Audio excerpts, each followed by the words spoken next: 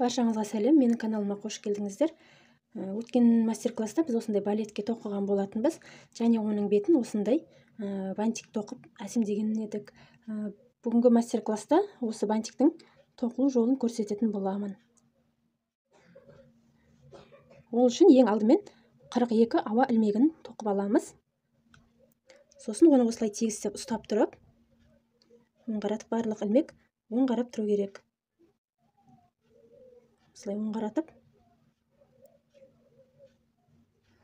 бірінші ілмекпен қосамыз. Осылай қосып аламыз.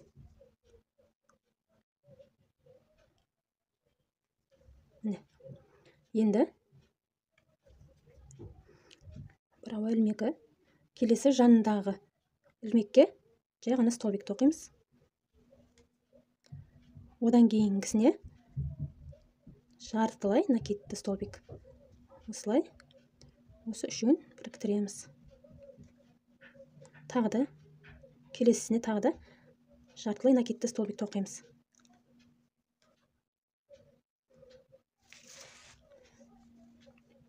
Енді мына келесі 3 ілмекке бір-бір накидті столбиктен тоқып шығамыз. 1 2 3. Енді мынау келесісіне осы бір ілмекке 3 рет накидті столбик тоқимыз. 1 2 3.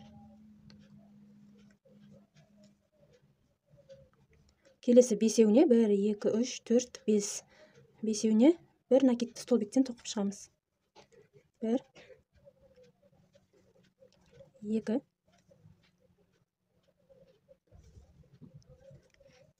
3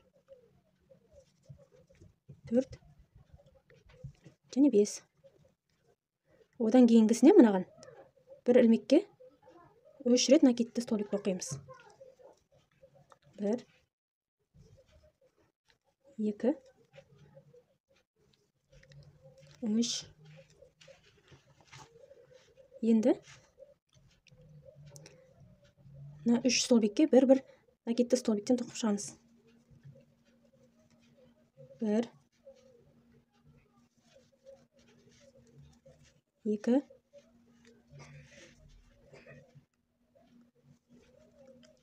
3. Одан кейін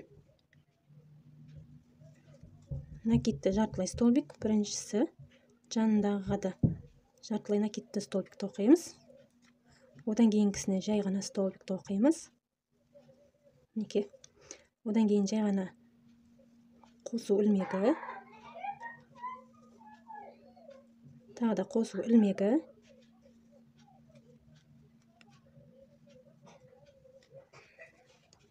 қайтадан жай накид, жай столбик, накидті столбик, жартылай накидті столбик тоқимыз. Тағы да жартылай накидті столбик. Мынаған симметриялы етіп, мына бетінде тоқимыз. Бізде осындай болды.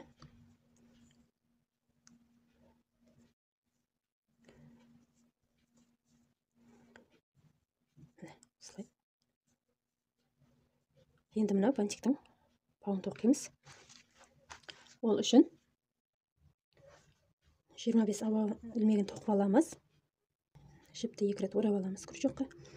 1 2 3 4-ші ілмектен өткіземіз крючокты. Жіпті тартып шығарамыз. Екеуін өткіземіз, екеуін өткіземіз және екеуін өткіземіз. Бізде 2 накидті столбик болды. Тағы да келесісіне жіпті шығарамыз. Екеу, екеу және екеу. Міне, осылай шығады. Келесісіне бір накидті столбик.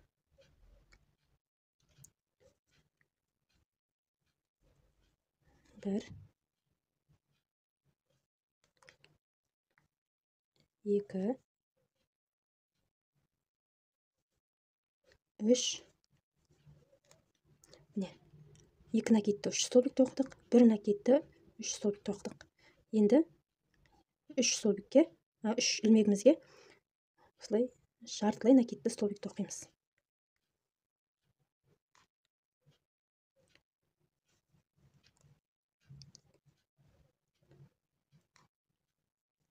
Тағы да үшіншісі.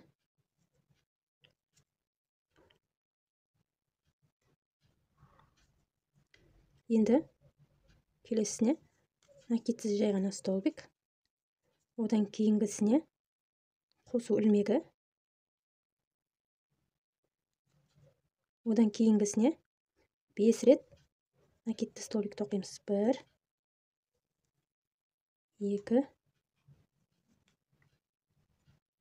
3, 4, 5. Міне бізде осындай доғал пайда болады. Әрі қарай тағы бір қосу ilmегі келесі ilmекке. Ой, не тоқып қойдым.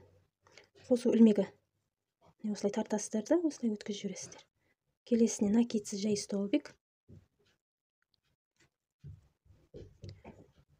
Одан кейін 3 рет жартылай столбикті оқимыз.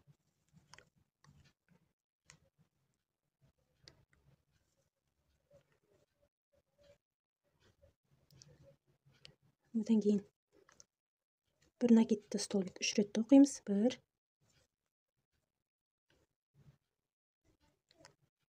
2,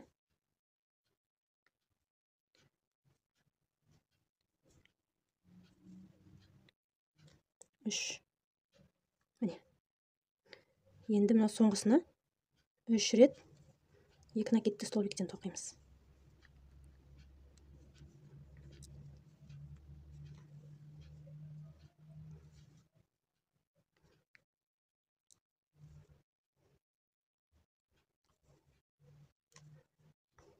Соңғысы.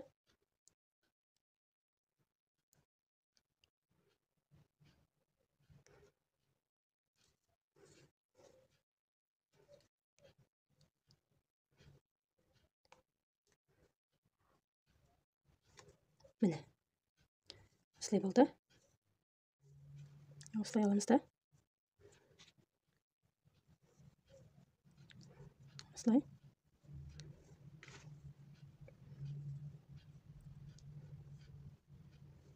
Айналдырамыз. Қатты тығыз алудан қажет жоқ. 4-5 рет айналдырса жеткілікті. Міне.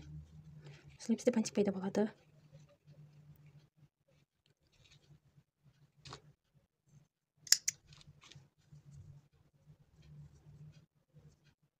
Осындай болды. Бұны тек аяқ киімге емес, басқа да нәрселерге пайдалануға болады, әсемдік ретінде. Заколка, повязка, киімге де, сумочка барлығына кете береді.